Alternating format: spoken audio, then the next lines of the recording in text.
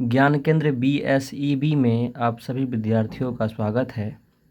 आज AP में ही हम एक सवाल देखने वाले हैं जो CBSE बोर्ड 2006 में पूछा गया था और ये बिहार बोर्ड में भी पूछते हैं। ऐसे सवाल कह रहा है कि किसी AP का 5वां पद 26 है और 10वां पद 51 हो तब इसका 15वां पद ज्ञात करें। तो बड़ा ही आसान सवाल होता है। देखिए, कह रहा है कि 5वां पद, यानी कह रहा है कि A5 बराबर 26 दे रखा है और हम लोग A5 को लिख सकते हैं A+4D। यानी हम अगर 5वां पद है ना तो A उस 5 से एक कम D लिखते हैं बराबर 26। ये तरीका होता है। यहाँ हम कर देंगे समीकरण 1। उसी प्रकार से सवाल में आगे कह रहा है कि जो 10वां पद है वो है 51, यानी A10 बराबर 51। कहने का मतलब ये हुआ कि A+10 है तो हम एक कम D लिखेंगे, यानी 9D बराबर 51। समीकरण यहाँ पर हम कर देंगे 2। क्या कर देंगे समीकरण यहाँ पर 2। अब लुप्तीकरण की प्रक्रिया यहाँ पर अपना के A और D का मान हम यहाँ से निकाल लेंगे। तो लिखेंगे यहाँ हम कि समीकरण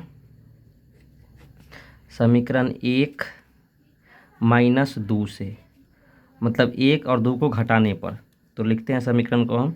पहला है A+4D बराबर का 26, दूसरा है A+9D बराबर का 51। चूँकि हम घटा रहे हैं तो यहाँ माइनस का निशान देंगे, यहाँ भी माइनस और यहाँ पर भी माइनस।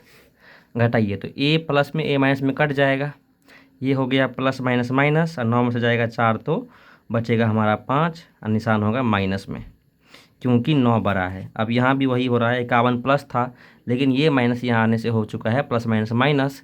अब 51 में से 26 जाएगा तो माइनस में 25 बचेगा। अब यहाँ हम काट लेंगे, 5 × 5, 5 × 25, ये माइनस माइनस दोनों क्या हो जाएगा, प्लस हो जाएगा। यानी D की जो वैल्यू हमारा आ चुका है वो कितना आ चुका है, 5।